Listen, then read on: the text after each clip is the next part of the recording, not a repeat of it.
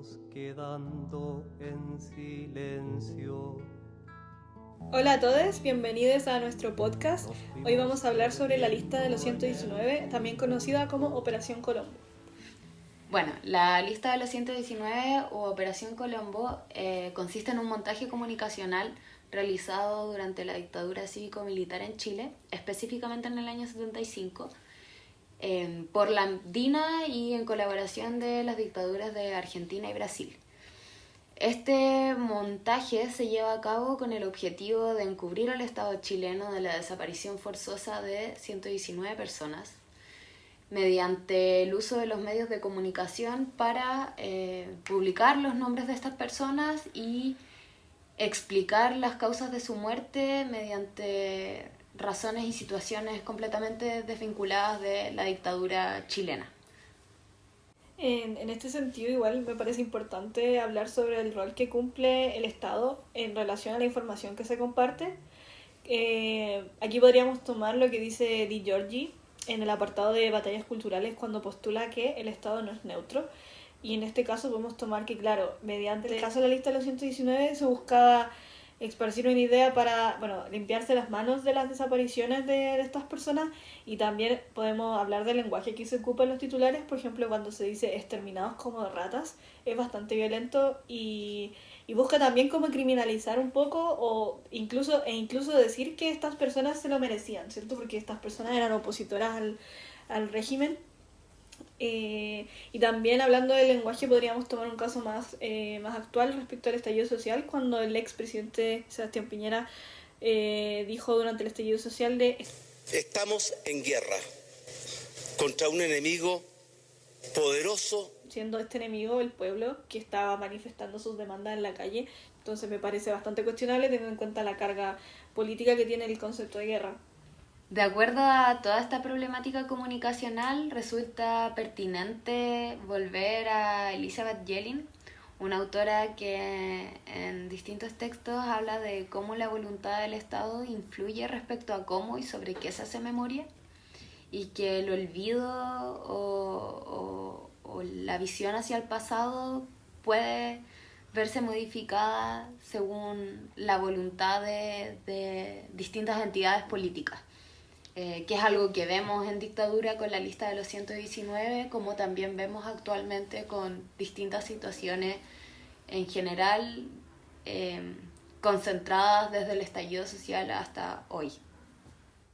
Sin embargo, no son necesariamente los intereses del gobierno los que se persiguen y que se aseguran por parte de los medios de información, dado que la información y la transmisión de estas cambia dependiendo de si el gobierno de turno se alinea o no con los intereses de las grandes empresas o conglomerados económicos que son parte de la propiedad legal de ciertos medios de comunicación en Chile.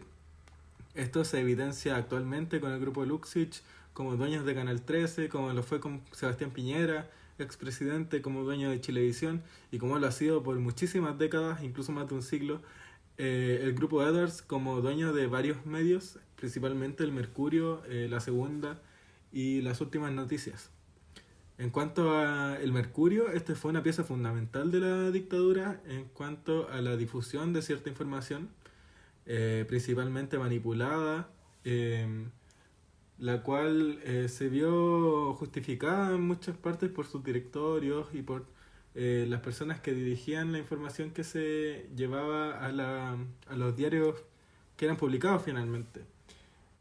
Respecto a esto, cuando se le pregunta a quien fue su director durante varios años de la dictadura, Arturo Fontaine, sobre las irregularidades que presentaba la dictadura en cuanto a los derechos humanos, este da una fuerte respuesta. A medida que se van conociendo ciertas irregularidades del régimen militar, como por ejemplo las violaciones a los derechos humanos... Mire, yo voy a terminar esta entrevista. Ustedes me van a excusar, voy a terminar esta entrevista. Pero Arturo, pero a nosotros nos interesa mucho conversar con usted. Sí, pero a mí no me interesa conversar con usted en este plan. Sí, sobre eso igual es importante cuestionar el rol de los medios de comunicación hegemónicos a 50 años del golpe, teniendo en cuenta de que podemos ver prácticas que estaban durante la dictadura de esta manipulación de la información en función de ciertos intereses, también la vemos hoy en día. Este intento de criminalizar a ciertas personas, ciertos opositores, ya sea de los intereses de los empresarios y a veces también de los intereses del Estado, y cómo a veces también se busca esparcir el terror, ¿cierto? Como engrandeciendo ciertas situaciones para que las personas se asusten y a veces también que pidan soluciones más violentas, como las que se daban en el periodo dictatorial. También es importante hablar en este sentido del cuestionamiento de los roles de comunicación, de la prensa independiente y el rol que juega la prensa independiente, ya que vemos que, claro, en dictadura, y esto tiene harto que ver con lo que hablábamos de las batallas culturales, se crean dos discursos, dos lados de una misma historia. Entonces, por una parte está el relato de la prensa hegemónica y por otra parte estaba la información que transmitían las prensas independientes, sobre todo que circulaban en el exilio. Y hoy en día vemos que eso se sigue dando. Para el estallido social, por ejemplo, era muy distinto el discurso de los medios hegemónicos de comunicación que el discurso de la prensa independiente. Entonces... Y bueno, también sobre eso igual tenemos ciertos ejemplos respecto a ciertos acontecimientos que están bastante vinculados a la dictadura, que vamos a revisar ahora.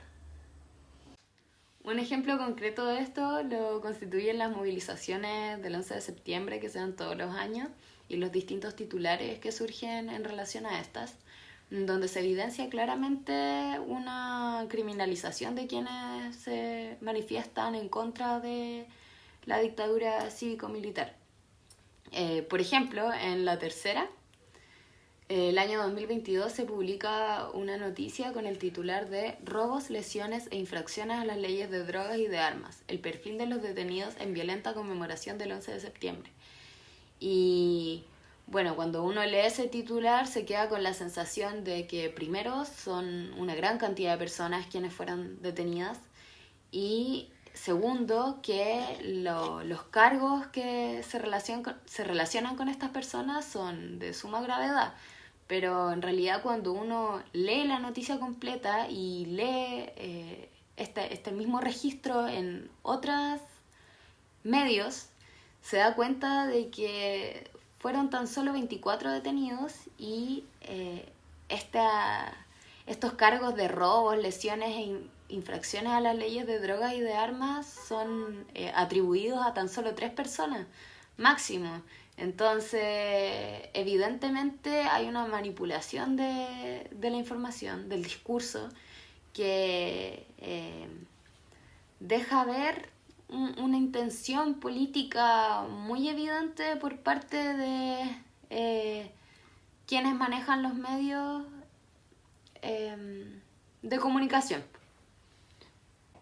Igual sobre lo que dices como del 11 de septiembre, me recuerda algo que también dice Yelin, sobre que las fechas, ¿cierto?, de conmemorativas son momentos de apertura de memoria donde se vuelven a poner en el escenario, ¿cierto?, público diferentes discursos como respecto a estos hechos. Entonces, claro, por lo que tú dices, como tenemos discursos de la oposición, discursos de las personas afectadas, discursos que se van movilizando en función de algo, ¿cierto? Ya sea como que tiene que ver con que necesitan como esta aprobación de esta es la verdad que es y esparcirla. Entonces igual es impresionante cómo esto que dice la autora pasa. Por todos los 11 de septiembre vemos diferentes titulares, y muchos de ellos como el que acabas de mencionar, pero también vemos como la contraparte donde se habla como de una fecha conmemorativa, ¿cierto? De personas que luchan por la conmemoración de una fecha tan importante en la historia.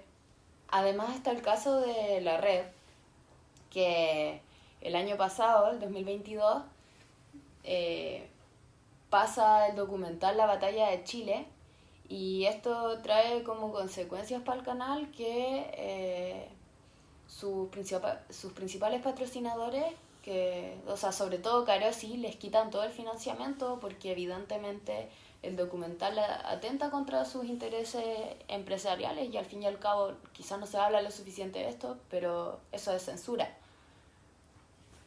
Por otra parte, en el estallido social también sucedieron varios momentos mediáticos que se tergiversa la información para generar cierto tipo de emociones en los espectadores y en la sociedad en general, como lo fue durante octubre de 2019, cuando Canal 13 utiliza imágenes de saqueos del 2018 para que la gente creyera que esto estaba sucediendo durante el momento del estallido y así generar mayor conmoción en las personas durante este proceso. Además, se utilizó la muerte de un carabinero durante el año 2013 para decir que éste había muerto durante un operativo en las calles durante el estallido, lo que también genera una gran preocupación en las personas respecto a la seguridad pública del país y con ello a todo una crítica fuerte hacia todo ese proceso social que se estaba llevando a cabo durante ese tiempo. También tenemos el caso de la Convención Constitucional, donde también se intentó, ¿cierto?, como desvirtuar el proceso y esparcir una idea como anti este proceso. En este caso tenemos un ejemplo del diario El Mercurio, que sabemos que históricamente ha sido un diario de derecha y un diario que también fue parte activa como de la dictadura. Y aquí ponen lo siguiente: acuerdo que valida la violencia como método de presión política marca la primera semana de la Convención Constitucional. Esto fue publicado el 10 de julio del 2021. Pero en realidad lo que pasó fue que se conversó, ¿cierto?, durante la convención respecto como a la posibilidad de indultar a presos de la revuelta, pero no como que la convención lo iba a hacer porque no pueden hacerlo. Simplemente fue como una conversación que se dio y aquí vemos que claramente el titular apunta como a un intento de criminalización y también como de esparcir el terror en las personas, porque es como que básicamente se va a validar la delincuencia, que es lo que intentan como esparcir, teniendo en cuenta que también siempre dejan como delincuentes a los manifestantes. Además de que se hace muy evidente la intencionalidad por parte de empresarios de hacerle campaña al rechazo, empezar a desprestigiar la Constitución o la Constitución que ni siquiera se había empezado a escribir además, claro, desde un comienzo para que después no se aprobara. En general, siento que es súper grave que a día de hoy veamos cómo no solamente se sigue haciendo muy presente la voluntad de los empresarios en colaboración con el Estado, sino que también es muy, muy grave que se siga haciendo mediante los mismos montajes, fake news, manipulación de la información, como uno quiera decirle, pero que en el fondo es manipulación del discurso y manipulación de la información en esencia.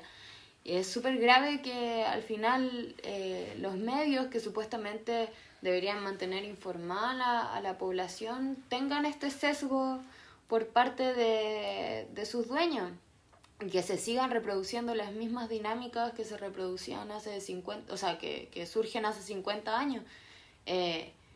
Y eso que estas dinámicas surgen en dictadura y son propias de la dictadura y hoy en día en un régimen supuestamente democrático se siguen dando y tampoco son muy cuestionadas abiertamente por la comunidad política sobre todo. O sea, quizás está muy presente este tema en el debate intelectual, pero definitivamente no está tan presente ni en el debate público ni en el debate político. O sea, aunque se haya hablado de una ley de medios, no ha habido un cuestionamiento suficiente respecto a lo que esto significa.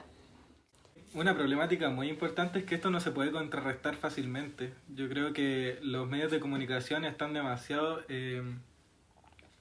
concentrados en ciertos grupos económicos y ciertos grupos que están claramente ideologizados y que sin embargo no son capaces de ser contrarrestados por una parte de la izquierda. Como Chantal Mouffe podría decir, falta un poco de antagonismo en este sentido de la estructura política, puesto que no existe una capacidad de la izquierda o de los sectores políticos de oposición a estas prácticas comunicacionales y políticas que sean capaces de reducir o de cambiar el paradigma en este sentido. Sí, porque además considero que las personas tienen todo el derecho de pensar como quieran, pero con la verdad, no con mentiras. Claro. Pueden tener cualquier pensamiento, pueden ser izquierda, derecha, o no crean en ningún espectro político, ninguna como fracción del Estado, pero con la verdad, pues que puedan formar su criterio a partir de eso y no a partir de mentiras. Y eso, estuvo súper buena la conversación. Muchas gracias por escucharnos. Haga esto, lo otro o aquello. La radio nos fue mintiendo mientras se escondían muertos. Nos fuimos quedando en silencio.